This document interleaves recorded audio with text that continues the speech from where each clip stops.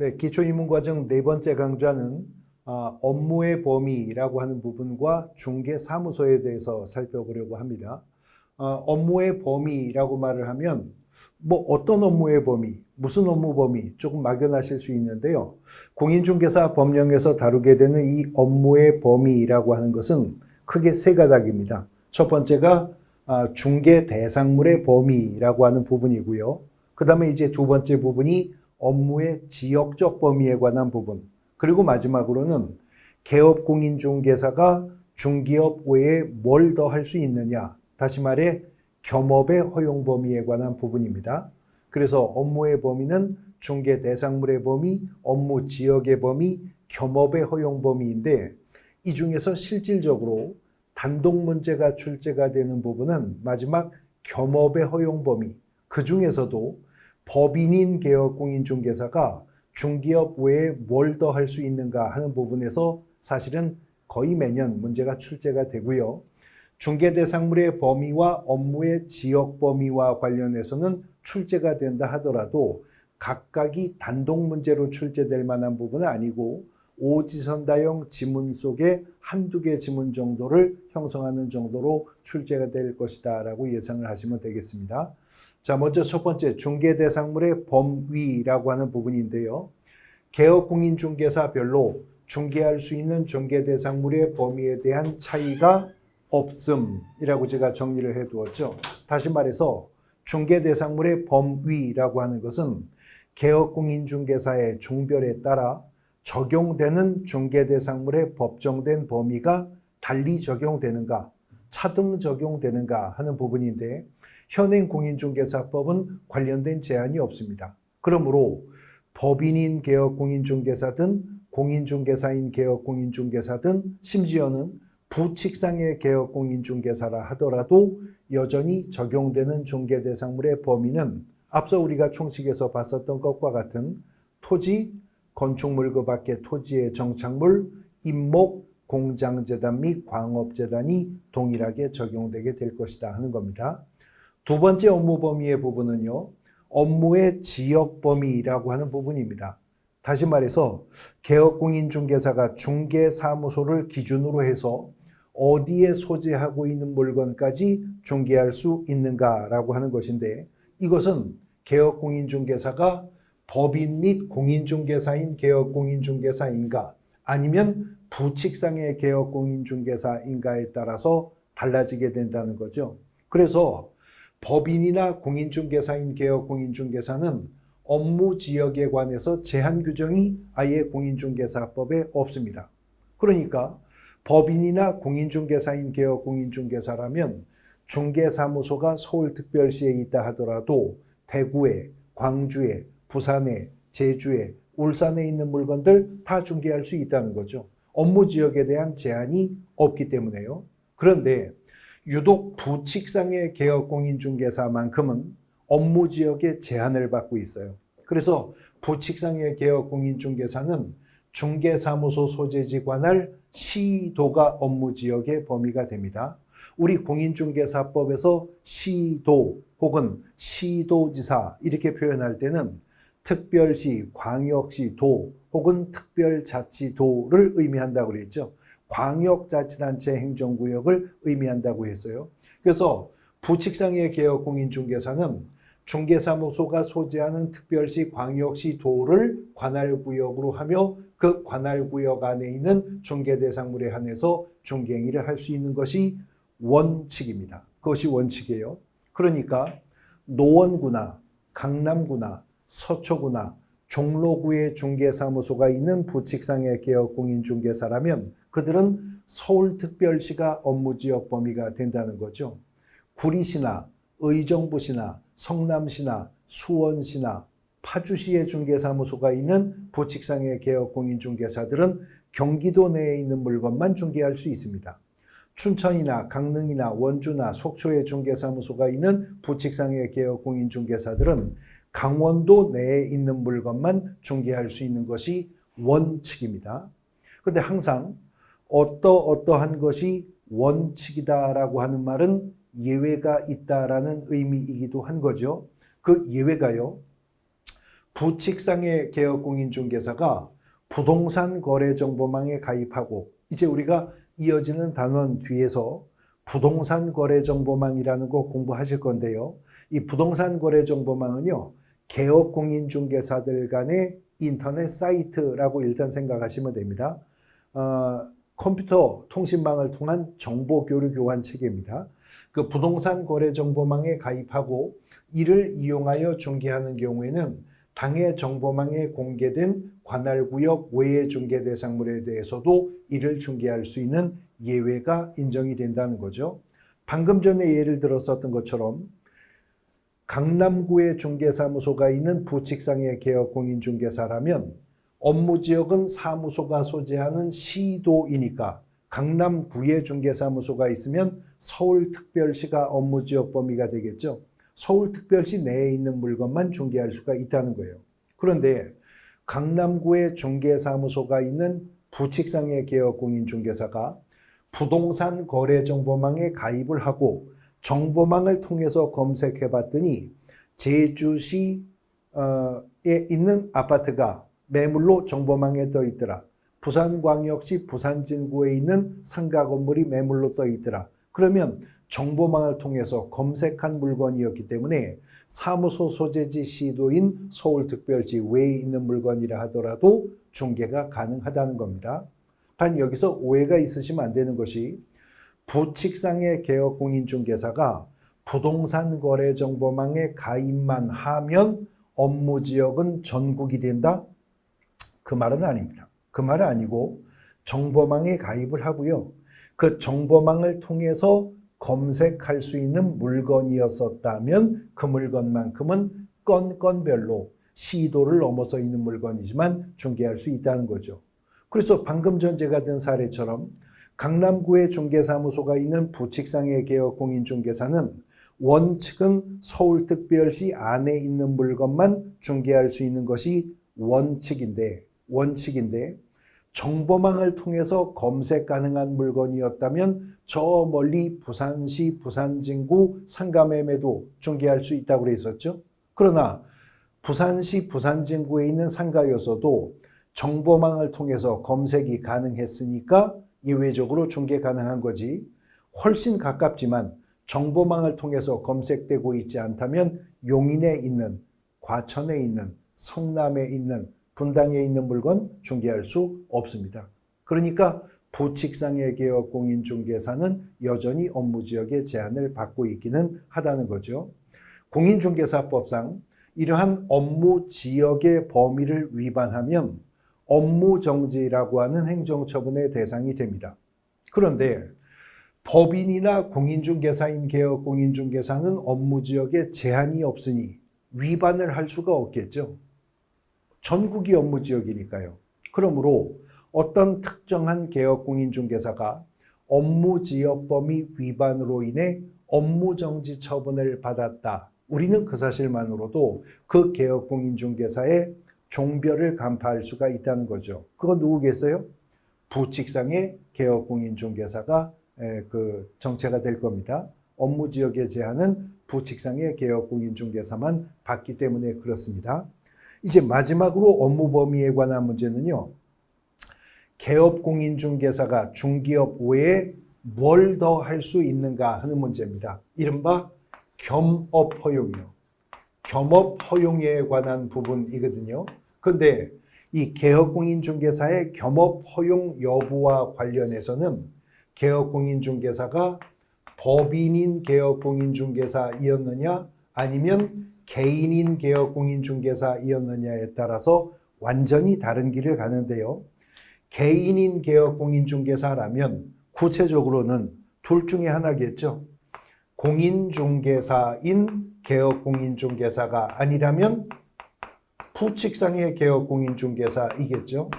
근데 우리 공인중개사법은 개인인 개업공인중개사든 공인중개사인 개업공인중개사든 부칙상의 개업공인중개사든 이 개인인 개업공인중개사에게는 겸업을 제한하는 규정이 없습니다. 그러면 이들은 하나가 개인으로서 헌법상 국민의 기본권 향유의 주체가 되죠. 헌법상 국민의 기본권 중에는 직업 선택의 자유라고 하는 거 있잖아요.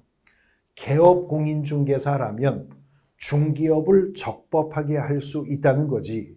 개업 공인중개사라고 하여 중기업만 해야 된다는 제한은 없다는 거죠.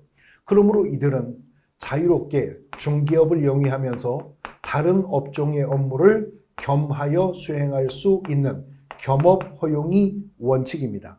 심지어는 중개사무소는 오직 중기업을 영위하는 용도로만 써야 한다라고 하는 중개사무소의 중기업 전용 의무라고 하는 것도 현행법은 없기 때문에 개인인 개업 공인중개사라면 중개사무소를 다른 용도로 겸용했으면서의 겸업마저도 허용되는 것이 원칙이라는 거죠.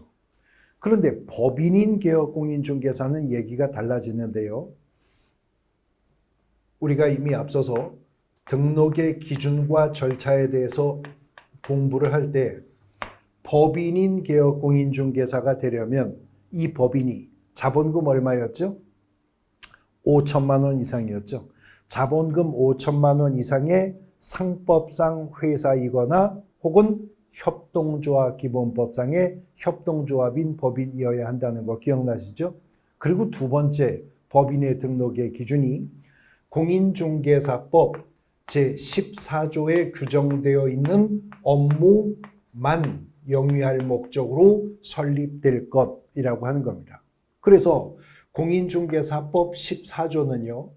1항을 통해서 법인인 개업 공인중개사가 중개업 외에 할 수 있는 업무를 각 호를 통해서 규정하고 있습니다. 그 14조 1항 각 호가 여기 괄호 1번부터 5번까지예요. 그래서 공인중개사법 14조는요. 1항에서요. 14조 1항에서 법인인 개업 공인중개사는 중개업과 14조 1항이 규정하고 있는 각 호의 업무와 그리고 2항에 규정된 업무 외에는 함께 다른 업무를 할 수가 없다라고 규정하고 있거든요. 결국 법인인 개업 공인중개사가 중개업 외에 겸하여 수행할 수 있는 업무는 각 호가 규정하고 있는 업무와 2항이 규정하고 있는 업무라는 건데 지금 여기 나열된 업무 중에서 괄호 1번부터 괄호 5번까지가 각 호, 14조 1항이 각 호로 규정하고 있는 업무고요. 괄호 6번이 14조가 2항을 통해서 허용해주고 있는 업무입니다. 자, 먼저 항을 달리한 2항의 업무부터 짚어보고 나서 이제 각 호로 돌아가게 될 건데 14조가 공인중개사법 14조가 1항이 문장의 주어가 법인인 개업 공인중개사는 그랬어요. 법인인 개업 공인중개사는 중개업과 이 각 호에 규정된 업무와 2항에 규정된 업무 외에 다른 업무 할 수 없다고 해서 1항은. 그런데 14조 2항은요. 이런 업무를 할 수 있다고 언급하기 전에 문장의 주어가 그냥 개업공인중개사는 그렇게 나갑니다. 개업공인중개사는 민사집행법상의 경매 및 국세징수법 등에 근거한 공매 등의 권리분석 및 취득의 알선과 매수신청 또는 입찰신청을 대리할 수 있답니다. 누가? 개업공인중개사가요. 그러면 14조 2항의 규정에 근거하다면 법인인 개업공인중개사뿐만 아니라 개인인 개업공인중개사도 경공매 관련 업무를 할 수 있어야 하겠죠? 그냥 개업공인중개사가 할 수 있다고 했으니까. 근데 문제는 공인중개사법이 부칙에서요. 공인중개사법 부칙에서 부칙상의 개업공인중개사는 14조 2항의 규정에 불구하고 14조 2항의 이 규정에 불구하고 동항의 업무를 함께할 수 없다라는 규정을 부칙이 별도로 두고 있어요. 그러므로 부칙상의 개업공인중개사는 경공매 권리분석이나 취득의 알선조차도 못합니다. 매수신청이나 입찰신청에 대리를 못하는 것은 물론이고요. 그러니까 부칙에 의해서 제외가 되었기 때문에 결국 경공매 관련 업무는 법인인 개업 공인중개사와 개인인 개업 공인중개사 중에서는 누구만? 공인중개사인 개업 공인중개사만 경공매 관련 업무를 수행할 수가 있게 될 것이다 하는 겁니다. 그런데 14조 2항이 이런 업무를 할 수 있다고 허용을 하면서 2항이 허용한 업무 중 일부에 대해서는 이어지는 14조 3항에서 조건을 제시합니다. 공인중개사법 14조 3항이 뭐라고 규정을 했냐면 개업공인중개사가 민사집행법상의 경매대리요. 민사집행법상의 법원 부동산 경매대리입니다. 경매대리를 하려면 그때는 대법원 규칙이 정하는 요건을 갖추어 법원에 등록을 하고 감독을 받아야 할 수가 있다는 거죠. 조건을 세웠다는 거예요. 이 말은 또 거꾸로 말하면 개업공인중개사가 대법원 규칙상의 요건을 갖추어 법원에 등록을 했다면 개업공인중개사가 별도로 변호사나 법무사 자격이 없다 하더라도 경매대리 업무를 수행할 수 있다라고 하는 의미이기도 하다는 겁니다. 법인인 개업공인중개사 경공매 관련 업무 할 수 있고 공인중개사인 개업공인중개사 경공매 관련 업무 할 수 있는데 법인이나 공인중개사인 개업공인중개사라 하더라도 경매대리만큼은 단순한 권리분석이나 취득의 알선은 법인이나 공인중개사인 개업공인중개사이기만 하면 그냥 해도 되지만 경매대리만큼은 대법원 규칙상 등록을 해야만 적법하게 할 수가 있다는 겁니다. 그러면 중개업과 2항이 규정한 경공매 관련 업무 외에는 이제 14조가 각호로 허용해 준 업무만 법인인 개업공인중개사는 더 할 수가 있겠죠. 그런데 각호로 허용해 준 업무가 5가지인데요. 5가지인데 공인중개사 시험이 오지선다형 객관식으로 출제가 되고 있잖아요. 그래서 이 부분에서 아주 빈번하게 시험 문제가 출제가 됩니다. 글자 한 글자가 빠졌는데 제가 끼워 넣을게요. 여기 상자가 있어야 되는데 첫 번째는 상업용 건축물 및 주택의 임대 관리 등 부동산의 관리 대행하는 업무, 부동산 관리 대행하는 업무가 법인인 개업공인중개사에게 중개업 외에 허용되는 첫 번째 업무입니다. 두 번째는 부동산의 이용, 개발 및 거래에 관해 상담하는 업무를 할 수가 있다는 거죠.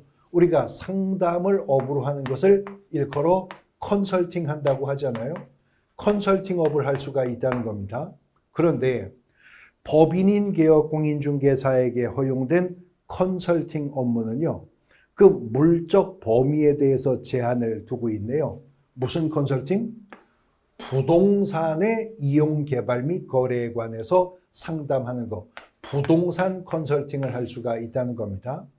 법인인 개업공인중개사가 컨설팅을 할 수 있다고 해서 주식 투자 상담, 선물 거래 상담, 진학 진로 상담, 인생 고민 상담, 취업 상담 이런 거 할 수 있는 건 아니고 부동산 컨설팅, 토지나 건축물의 최유효 이용 방안, 건축 방안, 리모델링 방안 이런 부동산 관련된 컨설팅이라면 컨설팅업을 경업할 수가 있답니다.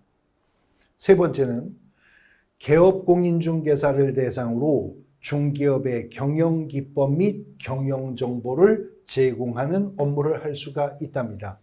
우리가 상담업을 컨설팅업 한다고 하듯이 이 경영기법 및 경영정보 제공하는 업무를 프랜차이즈 한다고 하잖아요. 프랜차이즈업을 할 수가 있다는 거예요. 근데 앞서 허용된 컨설팅 업무는 부동산 컨설팅만 할 수 있다. 컨설팅 할 수 있는 물적 대상의 범위를 부동산으로 한정했었죠. 그런데 세 번째 허용된 프랜차이즈 업무는 대상의 인적 범위를 제한하고 있다는 거 유의하셔야 됩니다. 누구를 대상으로?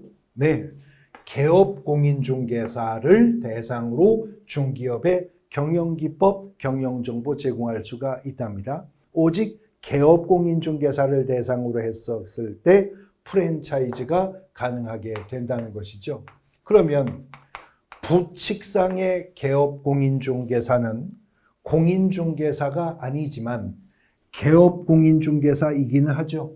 그러므로 법인인 개업 공인중개사가 부칙상의 개업 공인중개사를 대상으로도 경영기법, 경영정보 제공할 수 있는 겁니다.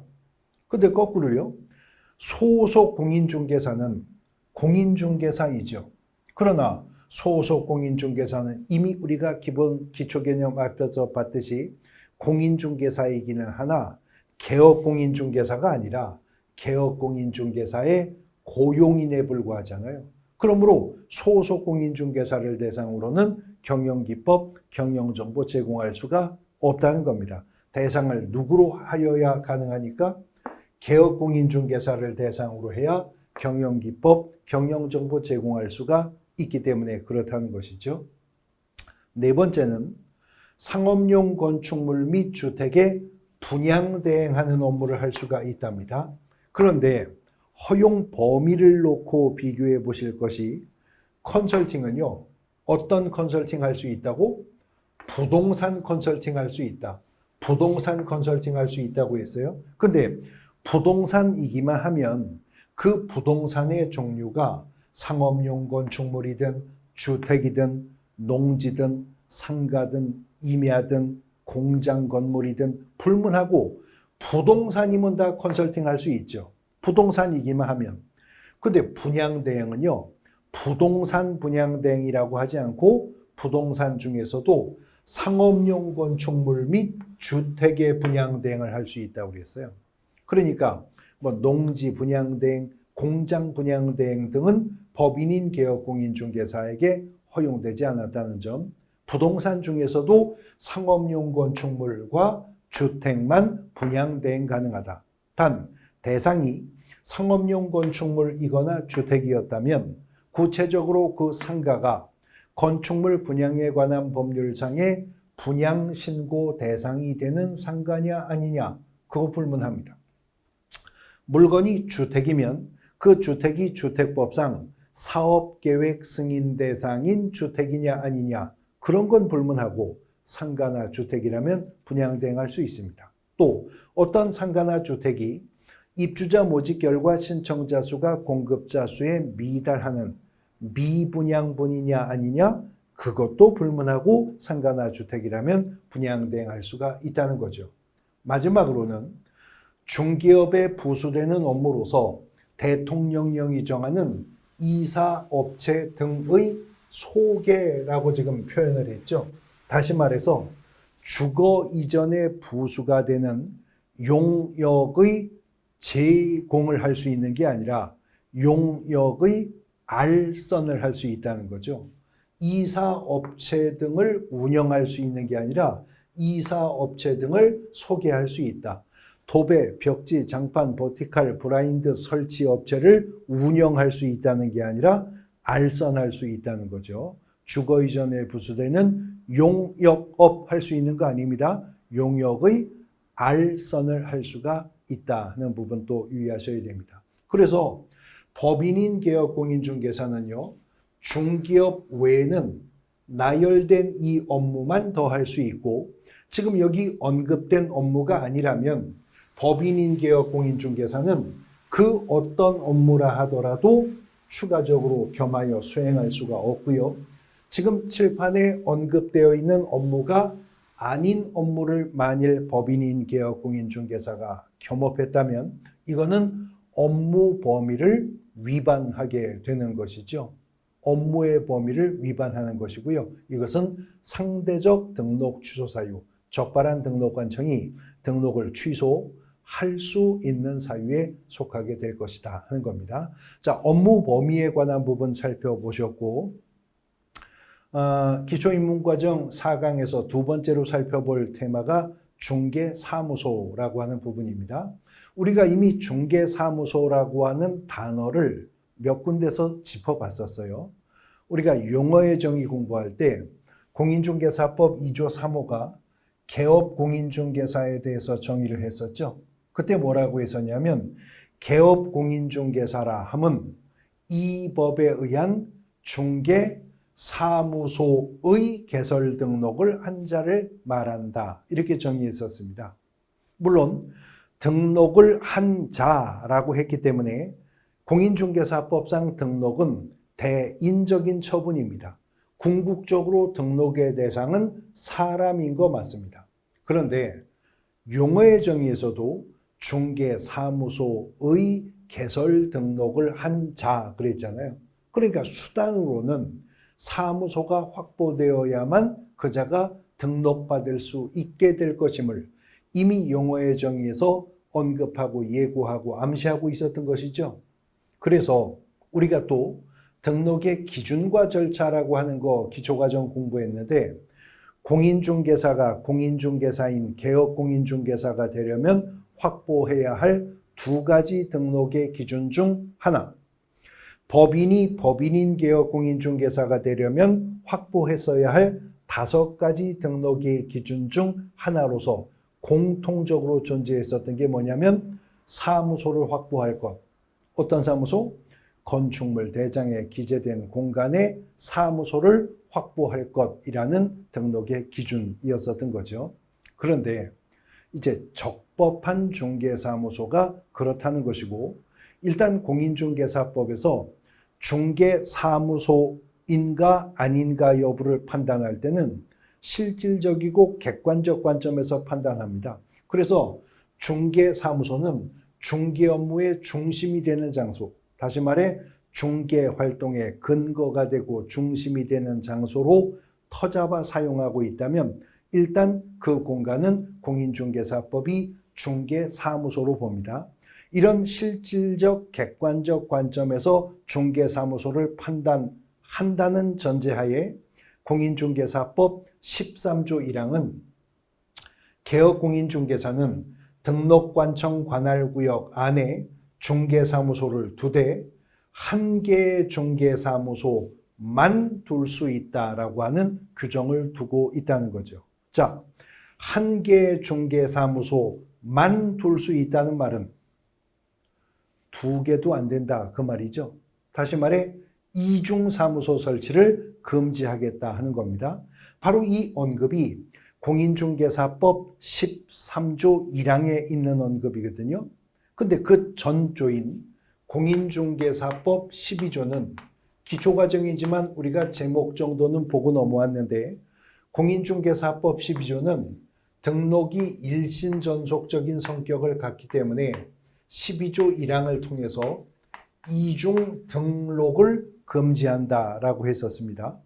그런데 이러한 이중 등록 행위가 편법적으로 위반될 소지가 있기 때문에 이어지는 공인중개사법 12조 2항이 이중 소속하는 행위까지도 금지한다고 했었죠.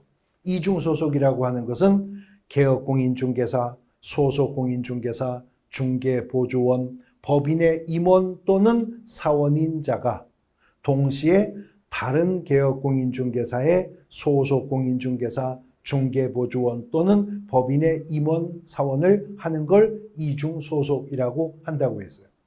이런 이중 등록과 이중 소속은 등록이 일신전속적 속성을 갖기 때문에 거기에 근거하여 12조가 금지를 하는 거예요. 그런데 이러한 12조가 금지하는 이중 등록이나 이중 소속을 현장 실무상 편법적으로 위반할 소지가 있기 때문에 바로 이어지는 공인중개사법 13조가 이 문장을 두고 있다는 거죠. 사무소는 1개의 중개사무소만 둘 수 있다고. 그래서 13조 1항은 이중 중개사무소를 설치하는 것을 금지하는 규정을 두고 있다는 겁니다. 그런데 이러한 이중 중개사무소 설치 금지 규정을 또 편법적으로 위반하는 사례가 있더라는 거죠. 그러니까 공인중개사법이 이어지는 13조 2항에서 개업공인중개사는 천막 그 밖에 이동이 용이한 임시중개설물을 설치하여서는 아니 된다. 천막 그 밖에 이동이 용이한 임시중개 시설물의 설치를 금지하는 규정을 13조 2항이 두었다는 겁니다. 이런 12조나 13조 위반 행위는 등록의 일신전속적인 속성을 위반하는 행위들이죠. 그래서 12조를 위반했든 13조를 위반했든, 다시 말해 이중 등록했든 이중 소속했든 이중 사무소 설치했든 임시 중개 썰물을 설치했든 행정형벌은요 모두 다 1년 이하의 징역 또는 1,000만 원 이하의 벌금형의 대상이 됩니다. 행정형벌은요. 그런데 12조나 13조 위반은 행정형벌의 대상이 될 뿐만 아니라 행정처분의 대상이 되기도 하는데, 12조 위반, 즉 이중등록이나 이중소속은 개업공인중개사가 위반이 적발되었을 때 절대적 등록 취소 사유, 적발한 등록관청이 반드시 등록을 취소하여야 되는 사유라는 거예요. 그런데 이중사무소나 임시중개설물 설치 행위는 입법자가 보니까 위반이 있다 하더라도 그 위반 행위별로 위반의 경중의 차이가 있을 수 있다는 거죠.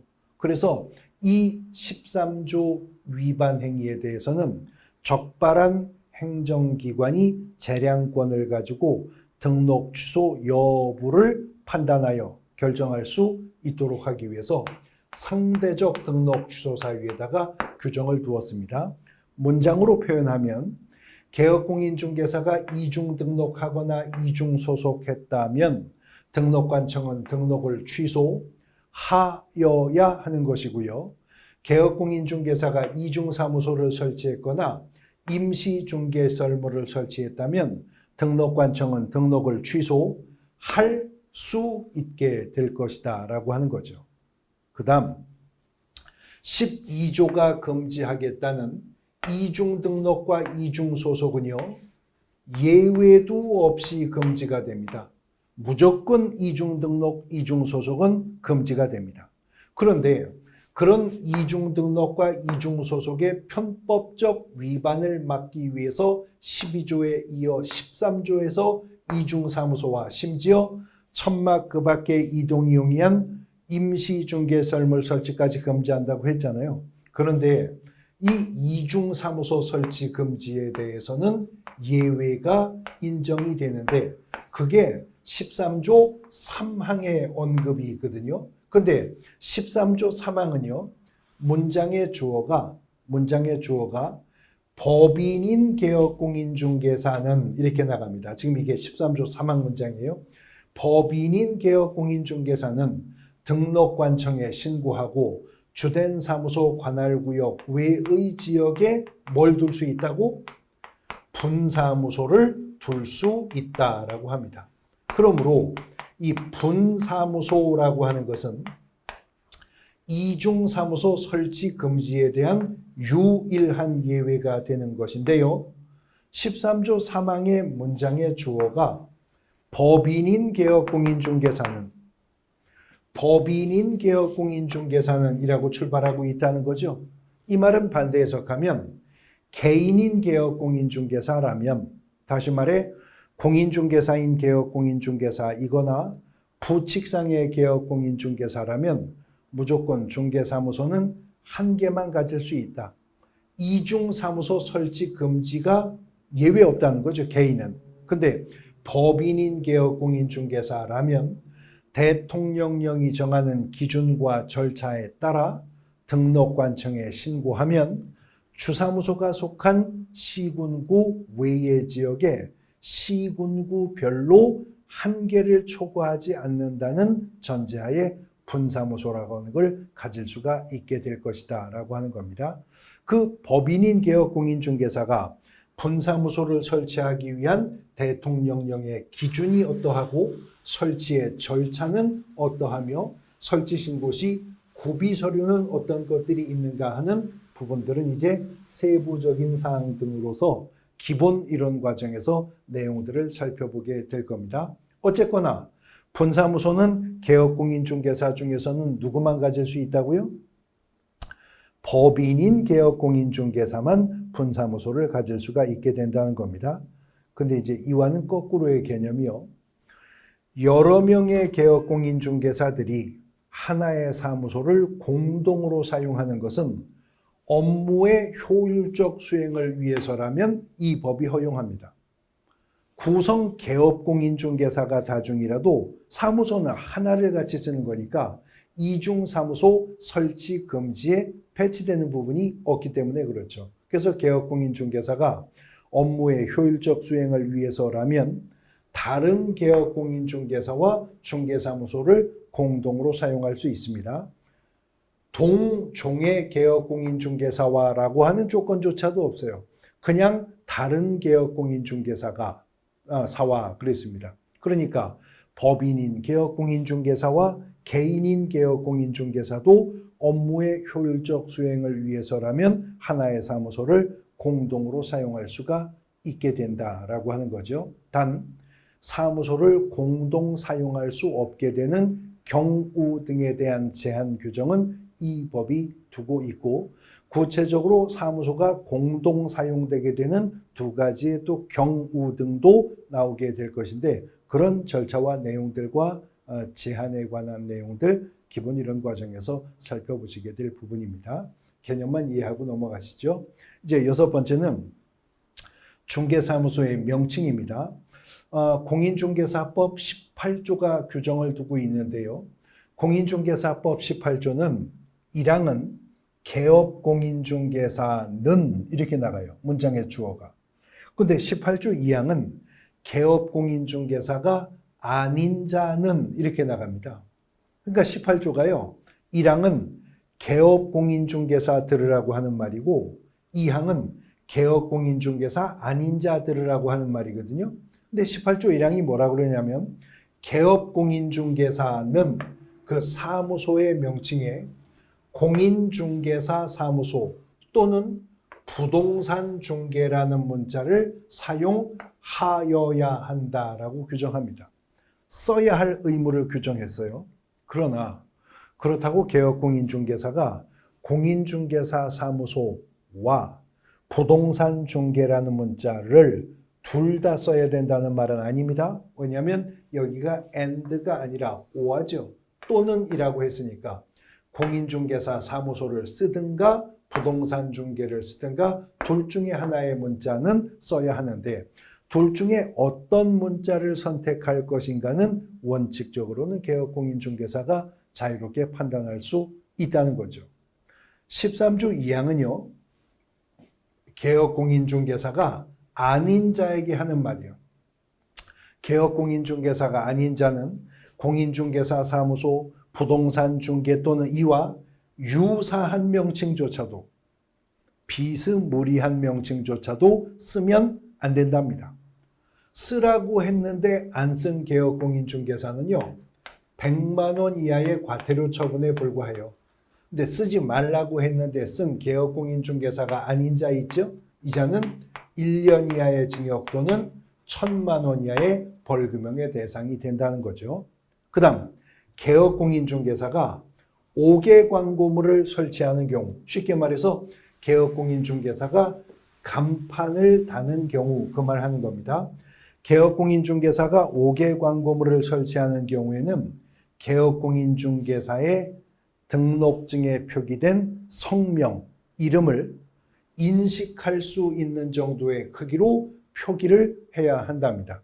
쉽게 말해서 개업공인중개사가 간판을 단다면 간판의 개업공인중개사 이름을 알아볼 수 있는 정도의 크기로 표기해야 된다.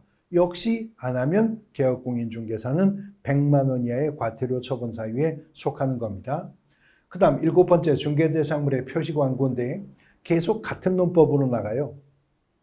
개업공인중개사가 의뢰받은 중개대상물에 대해서 표시광고를 하려면 일정한 사항을 명시하여서 표시광고를 해야 되고 개업공인중개사가 아닌 자는 아예 중개대상물에 대해서 표시광고를 해서는 안 된다는 거죠.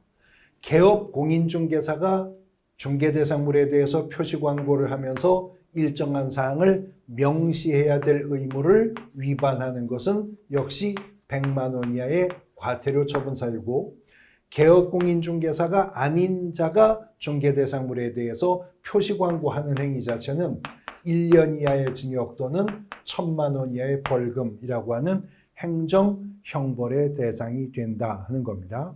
마지막으로 중개사무소와 관련해서는 사무소의 이전에 관한 부분인데, 헌법상 국민의 기본권으로서 거주 이전의 자유가 있듯이 공인중개사법도 개업공인중개사에게 사무소의 이전의 자유는 인정합니다. 개업공인중개사가 중개사무소를 자유롭게 이전할 수 있는데, 등록관청 관할구역 내에서의 이전은 물론이고 등록관청 관할구역 외로도 이전할 수 있습니다. 몇 번이고 이전할 수 있고요. 어디로든 이전할 수 있습니다. 단 개업공인중개사가 중개사무소를 이전했다면 이전 사실을 신고해야 될 의무는 규정하고 있는데, 개업공인중개사가 중개사무소를 이전했다면 이전한 날로부터 10일 이내입니다. 이전한 날로부터 10일 이내에 중개사무소 이전 사실을 신고해야 된다. 근데 만일 개업공인중개사가 등록관청 관할구역 외로 중개사무소를 이전했다면 이전 신고는 이전 후 등록관청에 가서 합니다. 예를 들어 동대문구에서 서대문구로 중개사무소를 이전했다면 이전하고 나서 열흘 안에 서대문 구청장한테 가서 중개사무소 이전 사실을 신고해야 된다는 것이죠.